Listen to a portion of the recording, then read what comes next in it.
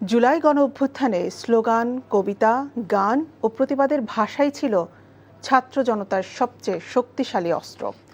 Bullet, দমন পীড়ন ও internet বন্ধ করেও মানুষের কণ্ঠ রোধ করা যায়নি। শিক্ষক, শিক্ষার্থী, অভিভাবক থেকে শুরু করে সাধারণ মানুষ একসঙ্গে রাজপথে নেমে প্রতিরোধ গড়ে তোলেন। রক্তে লেখা এই গণ অভ্যুত্থান প্রমাণ করেছে জনগণের ঐক্য ও প্রতিবাদের ভাষা কোনো স্বৈরশক্তি স্তব্ধ করতে পারে না, বরং তা ইতিহাসের স্বাধীনতা ও ন্যায়ের সংগ্রামের মহাকাব্য হয়ে বেঁচে থাকে। শাহাদাত অভ্রের রিপোর্ট। এই বিস্তীর্ণ শ্মশান আমার দেশ না, এই রক্তস্নাত কসাইখানা আমার দেশ না। ছাত্রদের উপর গুলির বিপরীতে এই শিক্ষক তুলেছিলেন কয়েকটি শব্দ, গুটি কয়েক বাক্য। এতেই কেঁপে উঠেছিল স্বৈরাচারের মসনদ। এই মৃত্যু পতাকা আমার দেশ না, এই জল্লাদের উল্লাস মঞ্চ আমার দেশ না। বাংলাদেশের যে পরিস্থিতি, সেই পরিস্থিতির সাথে নবারুণ ভট্টাচার্যের ওই কবিতার ওই লাইনগুলো, ওই পংক্তিগুলো খুব বেশি প্রাসঙ্গিক হয়ে উঠেছিল। আমি সেগুলি উচ্চারণ করেছিলাম। এখন আপনি আবেগের কথা বলেছেন, দেখুন আমি তো শিক্ষার্থীদের ভালোবেসে, দেশকে, দেশের মানুষকে ভালোবেসে তো রাস্তায় দাঁড়িয়েছিলাম। ফলে আমি নিজেও জানি না আমি কখন আবেগ আপ্লুত হয়েছি।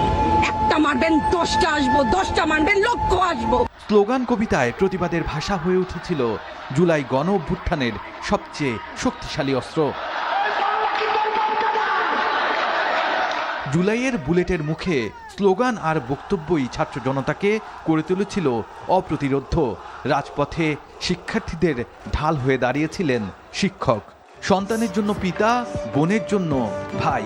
সরকার ইন্টারনেট বন্ধ করে কণ্ঠ রোধ করতে চেয়েছিল, কিন্তু তখন প্রতিবাদের ভাষা পৌঁছে গেছে প্রতিটি ঘরে ঘরে।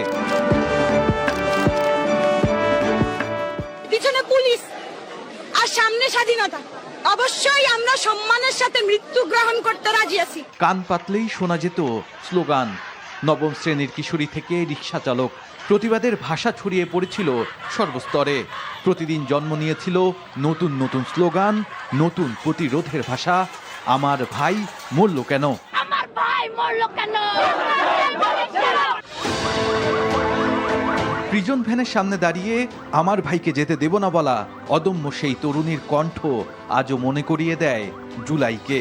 রাজপথের প্রতিটি বক্তব্য তখন রক্তে আগুন জ্বালানো স্লোগান, আর প্রতিটি সুর যুদ্ধের অনুপ্রেরণা।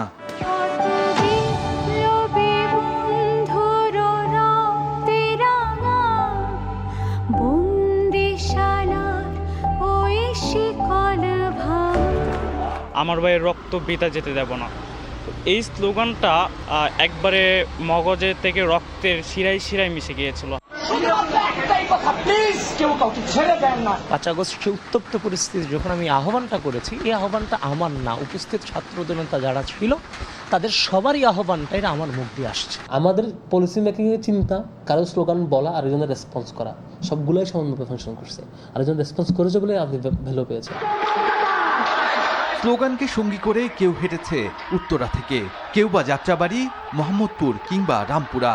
গলির মুখে রুটি পানি হাতে দাঁড়িয়েছিলেন মায়েরা, ঠিক যেভাবে বুলেটের সামনাসামনি দাঁড়িয়ে জীবনের শেষ ডাক দিয়েছিলেন মুগ্ধ।